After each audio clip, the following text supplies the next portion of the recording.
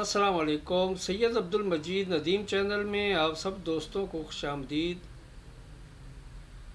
تیری پاکیزگی پر نطق فطرت نے شہادت دی، تجھے عظمت عطا کی، عافیت بخشی، فضیلت دی۔ خدائے لم یزل کا بارہا تجھ پر سلام آیا، مبارک ہیں وہ لب جن پر ادب سے تیرا نام آیا۔ سیرت عائشہ صدیقہ رضی اللہ تعالی عنہا کے عنوان پر خطاب فرما رہے ہیں حضرت علامہ سید عبدالمجید ندیم شاہ صاحب رحمۃ اللہ تعالی علیہ۔ تو آئیے ہم سب مل کر حضرت شاہ صاحب کا یہ ویڈیو بیان دیکھتے اور سنتے ہیں۔ اسی ابن ابی کی سازش پر ام المومنین کے کردار کو چیلنج کیا گیا۔ سیدہ عائشہ صدیقہ رضی اللہ تعالی عنہا پر بد زبانی ہوئی۔ سیدہ عائشہ خود فرماتی ہیں، میں نے رحمت عالم کے چہرے پر حزن و ملال کے آثار دیکھے، اجازت لے کر میں کہ چلی آئی، یہ سوچا باپ کو بتاؤں گی، ماں سے درد دل بیان کروں گی، لیکن گھر پہنچی تو باپ کو بھی روتے ہوئے پایا، ماں بھی آنسو میں ڈوب چکی تھی۔ کچھ سمجھ میں نہ آیا کہ کیا ہو گیا ہے۔ پھر ام مصطح کی زبانی پتہ چلا کہ منافقین نے میرے خلاف بد زبانی کا تومار کھڑا کیا ہے، سازش ہوئی ہے، وہی سازش جو یوسف کے خلاف ہوئی تھی، وہی سازش جو مریم کے خلاف ہوئی تھی، وہی سازش جو موسیٰ کے خلاف ہوئی تھی۔ فرماتی ہیں انسانی نقطۂ نظر سے اور تیرے احساسات میں حرارت میں مبتلا ہو گئی، مسلح اٹھایا، اپنے گھر کے اس کونے میں جانے لگی جہاں مکمل تنہائی تھی۔ مامتا کی ماری ہوئی ماں نے پوچھا، بیٹی کہاں جاتی ہو؟ فرمایا گھبرائیے نہیں، ہائی کورٹ ناراض ہو گیا ہے، ذرا سپریم کورٹ کا دروازہ کھٹکھٹانے جا رہی ہوں، اس کی عدالت میں اپیل کرنے جا رہی ہوں، جس کی عدالت میں کسی کے آنسو رائے گا نہیں جاتے۔ ادھر عائشہ نے سجدے میں سر جھکایا، ادھر رسول نے صحابہ کو مشورے کے لیے طلب فرمایا، پوچھا کیا رائے دیتے ہو اس سلسلے میں، کیا فیصلہ کروں؟ حدیث میں آیا ہے فرط غم میں صحابہ کرام رضوان اللہ علیہ مجمعین کی آنکھیں برس رہی، کسی میں جرأت گفتار نہیں، سسکیاں سنائی دیتی ہیں، آہیں سنائی دیتی ہیں، پھر ایک آواز دور سے ایک آواز، اللہ کے رسول اگر آپ قبیلہ خاطر ہیں تو نبی کو بیویوں کی کمی تو نہیں، ایسا کو آزاد کیا جا سکتا ہے۔ بس اس آواز کے بلند ہوتے ہی فاروق اعظم آنسو کی برسات میں اٹھے، عرض کی اللہ کے رسول یہ فیصلہ بالکل آخری ہے، پہلے یہ بتائیے کہ اس عفیفہ کو آپ کے گھر میں آپ کی رفیقہ حیات بنا کر بھیجنے والا کون ہے؟ یہ انتخاب کس کا ہے؟ یہ رشتہ کس نے پسند کیا؟ ذرا ہمیں اس کا پتہ دیجیے، ہم اس سے پوچھیں گے کہ کس کے لیے کون سا رشتہ تو نے پسند کیا۔ رسول کی انگلی آسمان کی طرف اٹھی، یہ پیغمبر کا خاموش مگر پرجوش جواب تھا کہ یہ انتخاب تو عرش بری کا ہے، یہ فیصلہ تو رب العالمین کا ہے، یہ پسند تو اس کی ہے۔ رسول کی انگلی آسمان کی طرف اٹھی اور عمر کی تلوار میان سے نکل آئی، فرمایا اللہ کے محبوب دشمنان عائشہ کو تو میری تلوار کے سپرد کر دیجیے، ان سے تو میری شمشیر نمٹے گی۔ عائشہ کو آپ کے گھر سے نکالنے کا اختیار بھی اسی ذات کو ہے جس نے سوچ سمجھ کر عائشہ کو آپ کے گھر میں بھیجا تھا۔ اللہ کے فیصلے کی انتظار فرمائیے۔ رحمت عالم صلی اللہ علیہ وسلم نے فرمایا، ابن خطاب جزاک اللہ، اللہ تجھے جزائے خیر دے میرے عمر، تو نے میرے دل کی ساری گرانی دور کر دی، بس جاؤ، میں بھی اس کے فیصلے کا منتظر ہوں، تم بھی اس کے فیصلے کا انتظار کرو۔ رحمت عالم صلی اللہ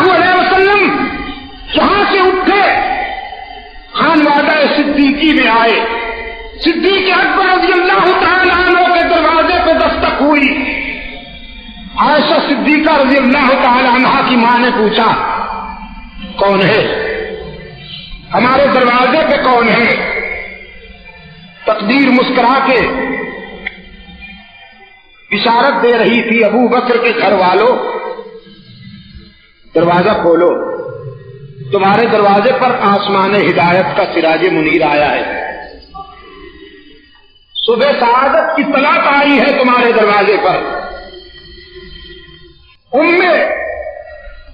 عمان نے صدیقہ کی والدہ نے دروازہ کھولا، رحمت عالم صلی اللہ علیہ وسلم کو اپنے دروازے پہ کھڑا پایا۔ دروازہ کھلتے ہی رسول نے پوچھا عائشہ کہاں ہے؟ غم کی ماری ہوئی مامتا نے عرض کی اللہ کے رسول اسی دن سے آنسو میں ڈوب چکی ہے، روتی رہتی ہے مسلح پر، کسی بات کی جواب نہیں دیتی، کسی سے بات نہیں کرتی، خرد و نوش سے بھی بے نیاز ہو گئی ہے۔ اور ام المومنین فرماتی ہے سن رہی ہوں اپنی ماں کی آواز بھی اور اپنے آقا کی باتیں بھی سن رہی ہوں، دل نے چاہا کہ اٹھوں دامن رسول سے لپٹ کر جی بھر کے رو لوں، پھر ضمیر نے میرے قدم روکے، جس کی عدالت میں اپیل کی ہے اس کی عدالت سے فیصلہ تو ہو لینے دو نا، فیصلے سے پہلے کہاں جاؤ گی؟ یہ ٹھیک ہے کہ تیرا محبوب تیرے در پہ آیا ہے، لیکن رب العالمین کے فیصلے سے پہلے اس کا در نہیں چھوڑنا چاہیے۔ ضبط کیا رحمت عالم صلی اللہ علیہ وسلم قریب آئے، فرمایا بنت صدیق آج سننے کے لیے آیا ہوں، بول اگر اپنی صفائی میں کچھ بولنا ہے۔ صدیقہ کائنات نے عرض کیا اللہ کے رسول اشکو بثی و حزنی الی اللہ، آج میرے احساسات کا وہی عالم ہے جو ابو یوسف کا تھا، جسے سنانا تھا سنا چکی، اس کے سوا کسی کے آگے لب کشائی نہیں کروں گی، وہ میرے کردار کو بھی جانتا ہے گفتار کو بھی۔ حبیب کبریا صلی اللہ علیہ وسلم نے فرمایا میں بھی اسی کے فیصلے کا منتظر ہوں۔ صدیقہ فرماتی ہے میں نے سوچا وہ بڑا بے نیاز ہے، نہ معلوم کب فیصلہ ہوگا۔ فرماتی ہے میں سوچ بھی نہیں سکتی تھی کہ ابھی اور اسی وقت ہونے والا ہے۔ دیکھا رسول کے جبین پر پسینے کی وہ بوندیں چمک رہی تھیں جو وحی کے وقت ہوا کرتی تھیں۔ رسول اکرم صلی اللہ علیہ وسلم کے جسد اطہر پر وہ کپکپی طاری ہو گئی جو وحی کے وقت ہوا کرتی تھی۔ رحمت عالم صلی اللہ علیہ وسلم نے چہرے پہ چادر اوڑھ لی۔ سیدہ فرماتی ہیں میں لرزتی ہوئی اٹھ بیٹھی اور دیکھ رہی ہوں کہ کال تو مل گئی ہے، رابطہ تو قائم ہو گیا ہے، اب دیکھوں کیا فیصلہ ہوتا ہے۔ کچھ دیر تک وحی کی کیفیت طاری رہی، پھر رحمت عالم صلی اللہ علیہ وسلم نے چہرہ انور سے چادر اٹھائی۔ فرماتی ہیں میں نے غور سے رسول کا چہرہ پڑھا، چادر ہٹتے ہی رسول کا چہرہ چمکتا ہوا یوں محسوس ہوا جیسے بادل کی گھٹاؤں سے 14ویں کا چاند نمودار ہو جائے، اور میرے احساس نے میرے ضمیر نے مجھے بشارت دی مبارک و بنت صدیق تیری شام غم ختم ہو گئی۔ رحمت عالم صلی اللہ علیہ وسلم نے فرمایا ابو بکر کی لخت جگر تجھے مبارک ہو، تجھے مبارک ہو، اللہ نے تجھے باعزت بری کر دیا۔ الزام تو موسیٰ پر بھی لگا، الزام تو یوسف پر بھی لگا، الزام تو مریم پر بھی لگا، لیکن ان سب کی صفائی کے لیے اللہ نے اپنے بندوں کو وکیل بنایا۔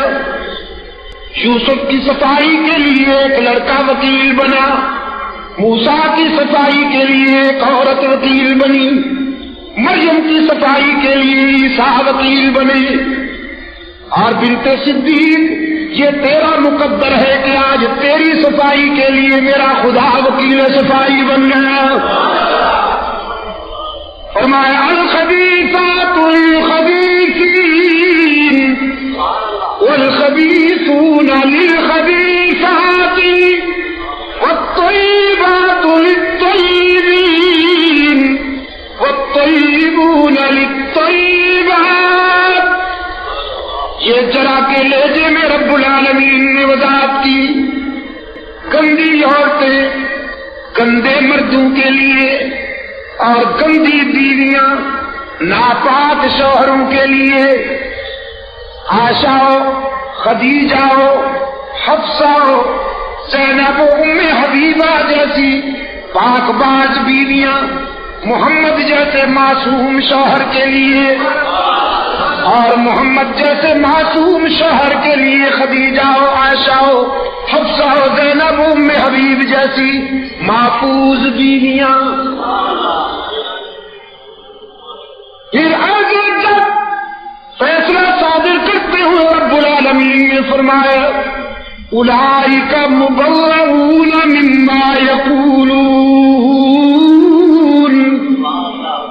میں حکم دیتا ہوں، میں فیصلہ کرتا ہوں کہ تیری آبرو کا دامن گناہ کی آلودگیوں سے پاک ہے. سیدہ عائشہ کی والدہ قریب بیٹھی ہے. کہنے لگی بیٹی اپنے شوہر کا شکریہ ادا کرو. فرمانے لگی آج میرے جذبات کا یہ عجیب عالم تھا. میں نے کہا ان کا شکریہ ادا کروں جن کے گھر سے روتی ہوئی آئی تھی. آج اسی کے حضور مجھے پھر جھک جانے دے جس نے میرے آنسو اپنے دامن رحمت سے صاف کر دیا. پھر سجدے میں چلی گئی اور عرض کیا الہ العالمین وہ زبان کہاں سے لاؤں کہ تیرا شکر ادا کر سکوں. میری برات کا اعلان تو ہوا لیکن اتنی راتیں روتی رہی ہوں، کچھ آنسو کا معاوضہ بھی تو ملنا چاہیے نا. رب العالمین نے فرمایا لہم مغفرۃ ورزق کریم. صرف تیرے آنسو کے نہیں، تیرے اس دکھ میں جتنی آنکھیں بھی اشک بہا رہی ہے ان کے لیے میں نے رزق کریم تیار کیا. فطرت بولی الہ العالمین جو کیس جیت گئے ان کے لیے تو رزق کریم، اور جنہوں نے جھوٹ بولا، جنہوں نے الزام لگایا، جو کیس ہار گئے، کچھ ان کی بھی تو خدمت ہونی چاہیے نا. قرآن پاک نے فرمایا والذی تولی کبرہ منہم لہم عذاب عظیم. عائشہ کے بیٹوں کے لیے رزق کریم اور عائشہ کے دشمنوں کے لیے عذاب عظیم. عائشہ کے بیٹے مسکراتے رہیں گے اور عائشہ کے دشمن قیامت تک سر میں خاک ڈال کر روتے دھوتے رہیں گے.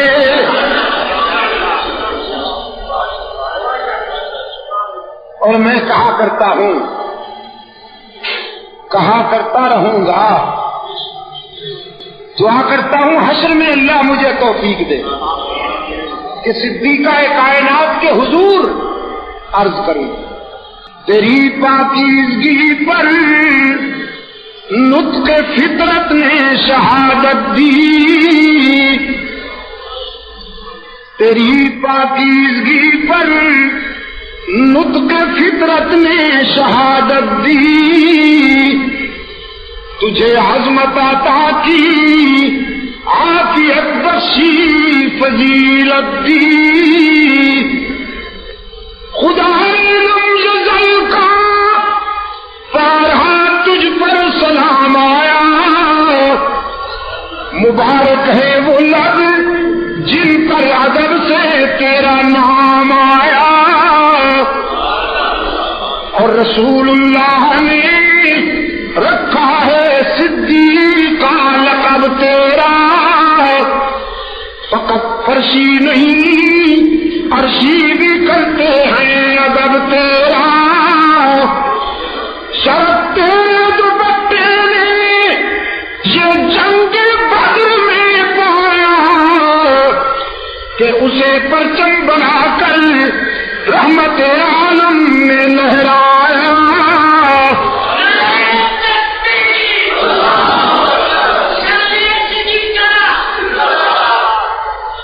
غزوہ بدر میں اسلام کا علم بردار زخمی ہو گیا، اسلامی پرچم بھی گم ہو گیا۔